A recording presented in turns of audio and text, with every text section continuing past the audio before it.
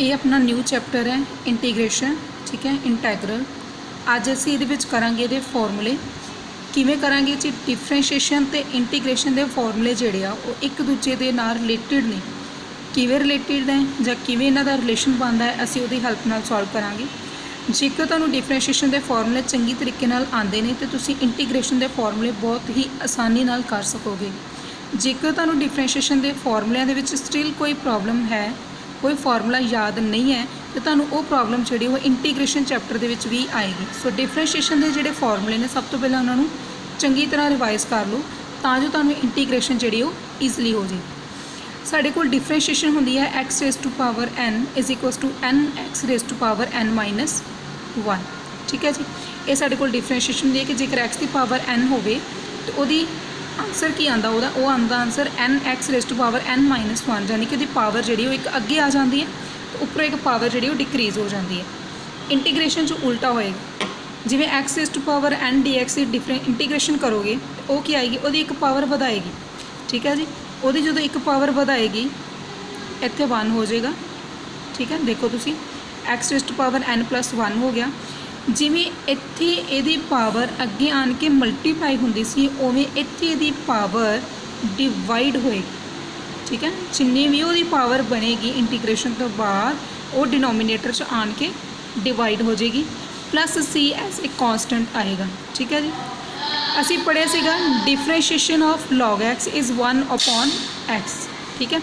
Differentiation जो तुम log x की करोगे वो आती है 1 अपॉन एक्स, पर जेकर तुम ये इंटीग्रेशन करते हो वो होंगी 1 upon x d x is equals to log of modulus x plus c. हुण आह वाला जो फॉर्मूला ये रिलेटिड किवें है, क्योंकि आप स्टार्टिंग च क्या सीगा कि डिफरेंशिएशन के फॉर्मूले इंटीग्रेशन के नाल रिलेटिड है। देखो जिवें मैं इत्थे लिखा होया differentiation of log x with respect to x, जेकर मेरी साइड पर इंटीग्रेशन बना, ठीक है, इत्थे मैं लिखदा डी एक्स तो आ जी डिफरेंशिएशन का साइन है वो इंटीग्रेशन के नाल कैंसल हो जाएगा, खत्म हो जाएगा। तो मेरे को की आंसर बचेगा ओनली लॉग एक्स प्लस की लगा देंगे नाल सी बिकॉज ऑफ द इंटीग्रेशन। तो तुसी चेक करो ये फॉर्मूला बन जाएगा। सिमिलरली जेकर मैं डिफरेंशिएशन ऑफ साइन एक्स कर दी तो आंसर होंदा है कॉज एक्स। तुसी पढ़िया होया differentiation of sine x is cos x. जेकर ये भी मैं इंटीग्रेशन करदा तो ये उल्टा हो जाएगा, डिफरेंशिएशन ऑफ साइन एक्स के कन्वर्ट हो जाएगा integration of cos x d x की बन जाएगी ओनली साइन एक्स। तुसीं देख सकते integration of cos x d x कितना बन गया sine x plus c as a constant term. Similarly जो आ फॉर्मूला है वो इहदा बनेगा, किवें बनिया वैसे एक्चुअली इहदा फॉर्मूला ये होंदा, मैं सिर्फ तुहानूं समझा रही कि फॉर्मूले बने किवें ने। डिफरेंशिएशन ऑफ कॉज एक्स कितना होंदा जी माइनस साइन एक्स, इंटीग्रेशन कर दो दोनों साइड पे, फिर माइनस साइन एक्स की इंटीग्रेशन सॉल्व करांगे कि आ जाएगा cos x minus sine shift कर दोगे कि बन जाएगा integration of sine x d x is equals to minus cos x, ठीक है। सो डिफरेंशिएशन के फॉर्मूले की हेल्प नाल तुसीं इंटीग्रेशन के फॉर्मूले जिहड़े वो रिलेट करके याद कर सकते हो, इहदे नाल तुहानूं इन्ना ईज हो जाएगा। उस बाद देखो डिफरेंशिएशन ऑफ tan एक्स असी करते हैं differentiation of tan x is secant square x.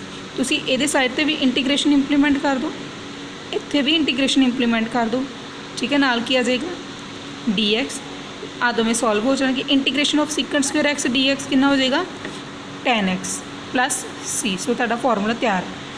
इस तरीके दे नाल जिवें तुसी डिफरेंशिएशन ऑफ सीकेंड एक्स करदे हो तो इहदा आंसर हुंदा सीगा सीकेंड एक्स tan एक्स। दोवां साइड ते इंटीग्रेशन कर दो, तुहाडे कोल इंटीग्रेशन का फॉर्मूला तैयार हो जाएगा।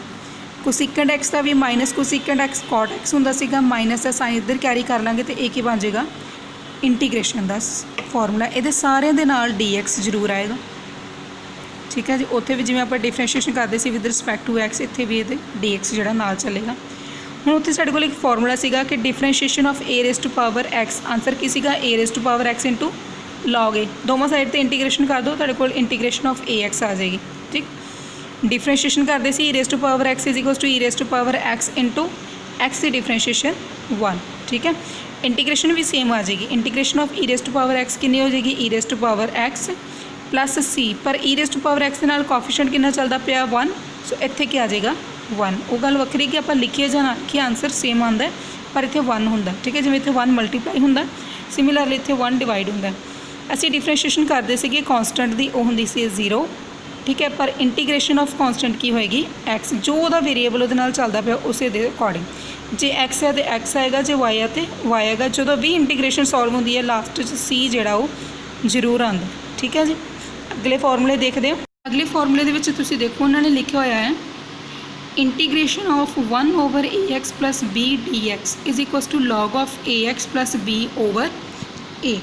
ठीक है जी, एक गल नोट करियो, जिहड़े तुसीं लिखते पे 1 over a x plus B, ਇਹਦਾ आंसर लिखते पे सी log a x plus b over ए, यानी कोफिशिएंट ऑफ एक्स ए आ जाएगा। ठीक है, प्लस सी। इन्हूं याद रखने के लिए आप दिमाग 'ਚ ਇਹ ਗੱਲ रख सकते हैं कि जो ਅਸੀਂ डिफरेंशिएशन सॉल्व करते हैं तो उदों किहड़ी टर्म की डिफरेंशिएट करीदा कि आंसर 1 ओवर हो जाता है। वो डिफरेंशिएशन होंदी सीगी लॉग की। सो तुसीं इत्थों याद रख लिओ कि 1 over a x plus b का फॉर्मूला की बन सकता है log a x plus b over a plus c. So next चलते हैं a x plus b raise to power n d x. ਇਹਦਾ ਫਾਰਮੂਲਾ ਕੀ ਬਣੇਗਾ a x plus b raise to power n plus 1। मैं ਤੁਹਾਨੂੰ ਪਹਿਲਾਂ ਵੀ ਦੱਸਿਆ ਸੀ ਕਿ ਪਾਵਰ ਵੱਧ ਜਾਂਦੀ ਹੈ, ਜਿੰਨੀ ਪਾਵਰ ਵੱਧਦੀ ਹੈ ਉਹ ਕੀ ਹੁੰਦੀ ਹੈ ਨਾਲ ਡਿਵਾਈਡ ਹੁੰਦੀ ਹੈ। ਤੇ ਕੋਫੀਸ਼ੀਐਂਟ ਆਫ x ਕਿੰਨਾ a, ਉਹ ਵੀ ਨਾਲ ਕੀ ਹੋ ਜਾਏਗਾ ਡਿਵਾਈਡ प्लस c। ਤੁਸੀਂ ਦੇਖ ਸਕਦੇ ਹੋ ਕਿ ਆ ਦੋਵਾਂ ਚੀਜ਼ਾਂ ਨੂੰ ਮੈਂ ਹਾਈਲਾਈਟ ਕੀਤਾ ਹੋਇਆ ਉਹ ਇਸ ਕਰਕੇ ਕਿ ਆ ਦੋਵੇਂ ਇਕੁਏਸ਼ਨ ਸੇਮ ਨੇ ਪਰ ਇਹਨਾਂ ਦਾ ਫਾਰਮੂਲਾ ਅਲੱਗ ਹੈ। ਸੋ ਇੱਥੇ ਲਿਖਿਆ ਹੋਇਆ log of a x plus b modulus plus c, ਜਾਨੀ ਕਿ ਆਪਾਂ ਰਿਕੁਆਇਰਮੈਂਟ ਵੇਖਣੀ ਹੈ ਕਿ ਸਾਨੂੰ ਕਿਹੜੀ ਚੀਜ਼ ਫਾइंड आउट ਕਰਨ ਨੂੰ ਕਹੀ ਗਈ ਹੈ। जो सानू क्या गया होएगा आप ਉਹਦੇ अकॉर्डिंग असी इन्हां दोवां दे विचों जिहड़ा फार्मूला सूटेबल होएगा असी उस फार्मूले नूं यूज़ कर लवांगे। ठीक है, इस तरीके दे नाल इंटीग्रेशन दे विच होर भी कई फार्मूले आंदे ने जिन्हां दी इंटीग्रेशन जिहड़ी आ वो अलग हुंदी है। इक्वेशन साडे कोल सेम हुंदी है पर उन्हां दा जिहड़ा आंसर आंदा है फार्मूले दा वो अलग हुंदा है। सो असी अपनी रिक्वायरमेंट के अकॉर्डिंग वेखना है कि सानू स्टेटमेंट च की प्रूफ करन नूं किहा गया है। सो असी सूटेबल फार्मूला यूज़ करना हुंदा है। एग्जाम्पल के तौर पर जिवें तुसीं फॉर्मूले करते हो, जिमें cos 2a दे तुसीं बहुत सारे फॉर्मूले किए हुए हैं। ठीक है, इस तो इलावा 2 tan इनवर्स, ठीक है, ये भी फॉर्मूले होंगे जिन्हें तुसीं फॉर्मूले दे विच कन्वर्ट करते हो, जिवें 2x over 1 plus x square, 2x over 1 minus x square, tan का साइन का कॉस का भी करते cos inverse 1 minus x square over 1 plus x square. जिवें इन्हां इक्वेशन के बहुत सारे फॉर्मूले होंगे ने तुसीं रिक्वायरमेंट के अकॉर्डिंग यूज़ कर लेंदे हो। सिमिलरली इन्हां सारी इक्वेशनस के भी फॉर्मूले एक तो ज़्यादा होंगे ने, तुसीं वेखना किहड़ा फॉर्मूला तुहानूं सूट करदा अकॉर्डिंग टू द स्टेटमेंट तुसीं उहनूं यूज़ करना होएगा।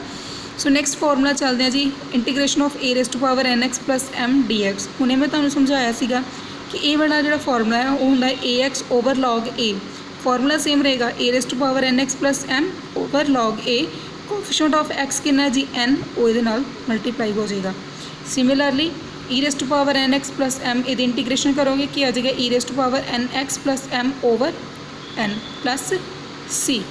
ठीक है, इस तरीके दे नाल इंटीग्रेशन के होर भी सारे फॉर्मूले ने वो वेरीएबल के बेस्ड आते जाएंगे। जिमें जिमें वेरीएबल अकॉर्डिंग सॉल्व करेगा, जिमें देखो मैं तुहानूं एक दस दी हाँ, जिमें साडे कोल फॉर्मूला होवे sine of a x plus b d x, तुसीं इहदा आंसर लिख दिओ minus cos a x plus b plus c over coefficient of x, वो कितना जी ए दा फॉर्मूला बन जाएगा। कहने का मतलब ये कि जिमें तुसीं जिन्ने भी पिछले फॉर्मूले मैं तुहानूं करवाए ने, देखो